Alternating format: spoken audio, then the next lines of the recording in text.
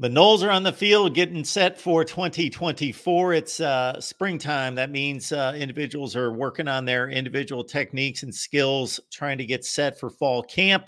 We got Logan Robinson here from Knoll Game Day to break down the defense for us. Logan and I get together every spring, every summer to break down FSU personnel. Love the breakdowns, Logan. This is where I learn more about FSU, even though we've got our Wednesday night show. Us at 6 p.m. Eastern, Logan and the guys at 7 p.m. Eastern time. They can't All get right, rid of Logan. us, Mark. They just can't get rid of us. We And just keep rolling. It's nonstop. Well, the FSU fans, they eat it up, and I don't blame them after, last season, the run that FSU made, and then going into 2024, there's still a lot of excitement. This is now a 12-team college football playoff, ladies and gentlemen. So don't think Florida State's out of this to make another college football playoff run. And actually, I shouldn't say make another one. They didn't get invited, but actually make a college football playoff run as they were expecting to make this last year. But nonetheless, though, as we talk defense, this team's got to step up to the plate, in my opinion. And there's some pieces that have to also step up this spring camp, because there's going to be some guys that were in the 2 deep last year that are expected to start this 2024 season. Logan, I know the heart and soul is inside at that D tackle position, but I just want to make this comment, and maybe we'll start outside. 2 years ago, it was a big deal when Mike Norvell was able to get Jermaine Johnson to come in from the SEC and take over that spot, become a real force. Of course, he parlayed that into a high NFL draft spot with the Jets. Last year, it was Jared Verse. He comes in, plays 2 seasons, and gets the job done and becomes that force. Is Patrick Payton possibly the next guy to kind of say, this is my defense, I'm the leader? The one thing that stands out to me with Pat Payne is that he would be in-house developed, guy that was recruited originally from Florida State, whereas, like you're saying, Jared Verse, Jermaine Johnson came over through that transfer portal, so he kind of already had a taste of what they had and everything. For Pat Payne, this would be really impressive to see if he can make a big jump and being that DE1, I would say, on that side of the ball. Pat Payton is someone that put on some significant pounds too before this spring camp, too. About 15 pounds heavier now, which I think all FSU fans should like. Just depending on how he can move with that weight, just some early things that I've been hearing, he's been moving nicely with that. I want to see still some more days with some pads on and everything, just because we're on the line. This isn't just patty cake over there. When you got the pads on and you're in the trenches, things get a little bit different. So I want to see how his hands are moving. That's something that he's going to have to work on too. Get into the pass rush, get into that quarterback is something that if you're going to be of that magnitude of a Jared Verse or of a Jermaine Johnson, you got to get to that quarterback, and you got to get those sacks, get those TFLs. And, he's made plays all throughout his career for FSU, but now he is that guy. And, he's going to take on a leadership role too from this spring, from what we heard from Mike Norvell. So you're expecting a lot from Pat Payton. I just don't know if I'm projecting him in that realm of, a Jared Verse and that Jermaine Johnson. That's hard to do for anybody. Jared Verse is going to be a top 15 pick.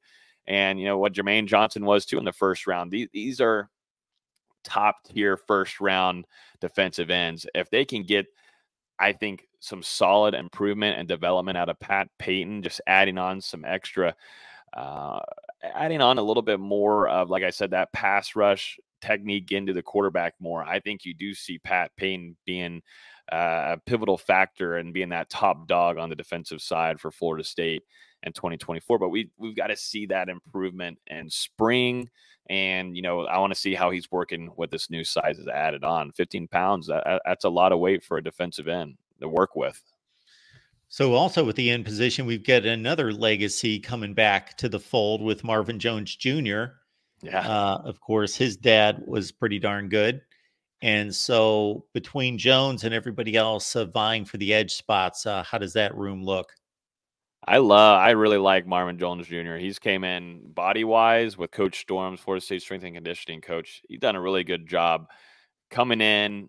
He's not the most talkative guy like you had with, Jared Verse or even Jermaine Johnson, but he dials in and he gets after it. I'm interested to see, I think more of that competition is going to be between Marvin Jones Jr., Tomiwa Derwawe. I'm going to screw up a lot of names here because there's so many. Sione Lolohea.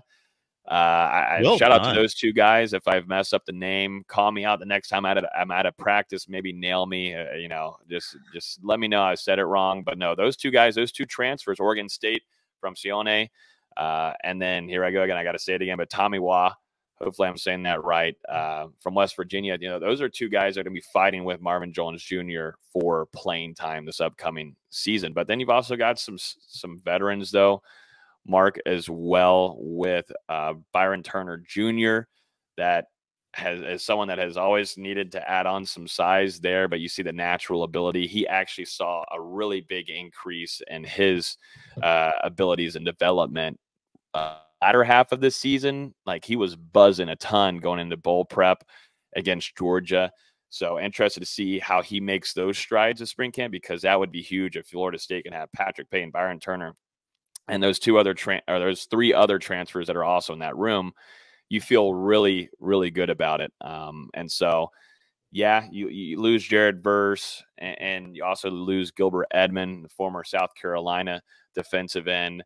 But, looking at this room, though, there's still even some younger talent with Jaden Jones. You've got Aaron Hester, who I think is a little undersized for his position. I think that's what's hurting him the most, of seeing him get some playing time and upping the depth chart for himself. And then there's also Dante Anderson, another guy that has had to add on more size. Lamont Green Jr., too, legacy guy who is just natural speed ability, but is someone that is concerning to me a little bit right now at the moment on adding size. I think his injury from last season is delaying him. So there's some projects in here.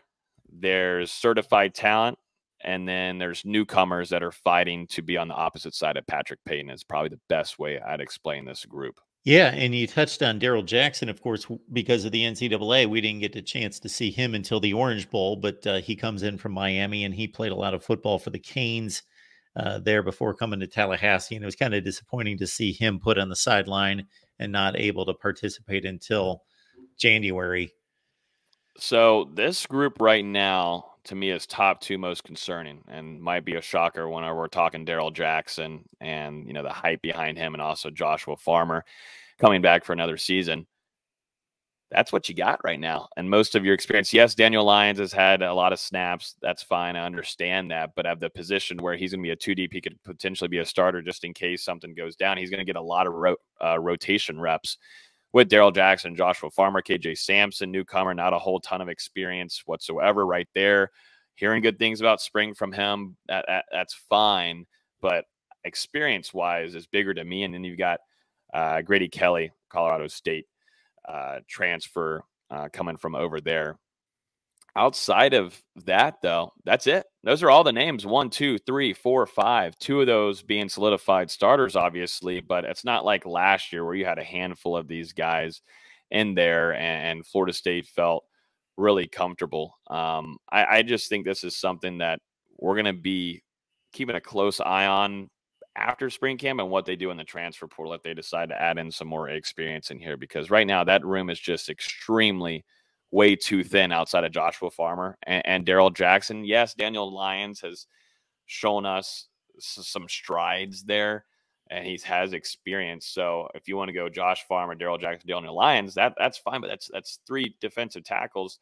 I like having 4 guys in total, and I think 2 with what you lost this last season, also to the transfer portal as well. Dennis Briggs moving on. I believe he's now at Illinois.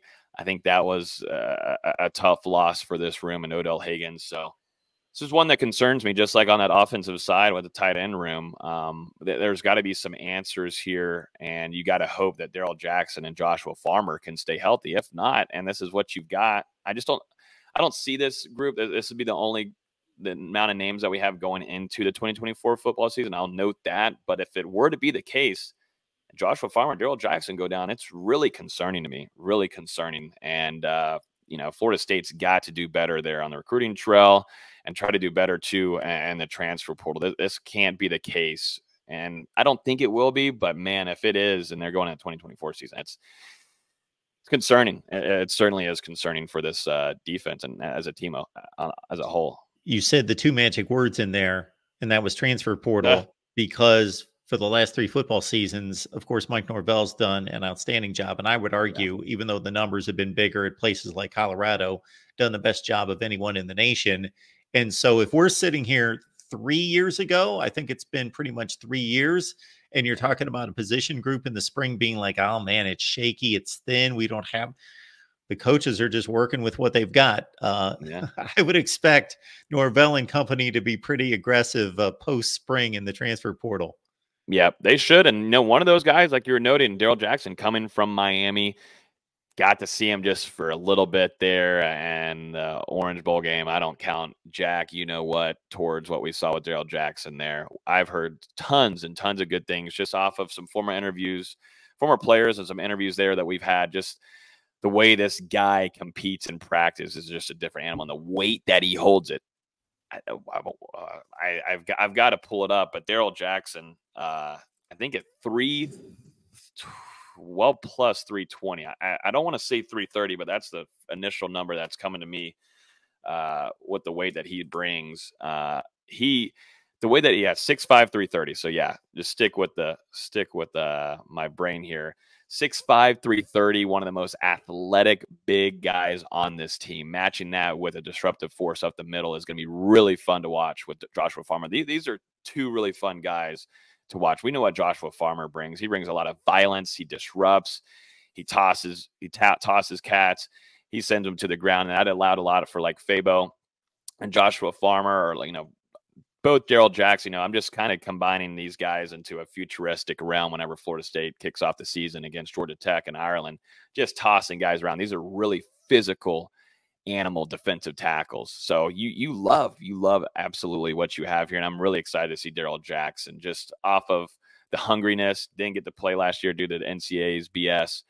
He's a hungry guy. And, Mike Norvell and the staff making sure that, Daryl Jackson doesn't seek out any other places, because there's a lot of schools too that, how it is in transfer portal now. There's a lot of chatter. There's a lot of offers, a lot of NIL. They wanted to solidify it and make sure that Daryl Jackson and Joshua Farmer, they had that two tandem going into this season. And there's just tons to like about those two. And you think of Florida State defensive linemen, you think of violent human beings, big boys that can disrupt and can allow for those defensive ends to get around the side, or you just come in and you just eat everybody alive. I think of Darnell Dockett a little bit when I think of Daryl Jackson, and that right there, at least for my I won't say older FSU fans, but a little bit before my time, my dad's time. If you're hearing some Darnell Dockett, that should get you riled up right there. And match that with the Joshua Farmer, and you already know what you've got out of him. Yeah, those two will be fun to watch. We just got to get some answers outside of those two nasty, nasty players.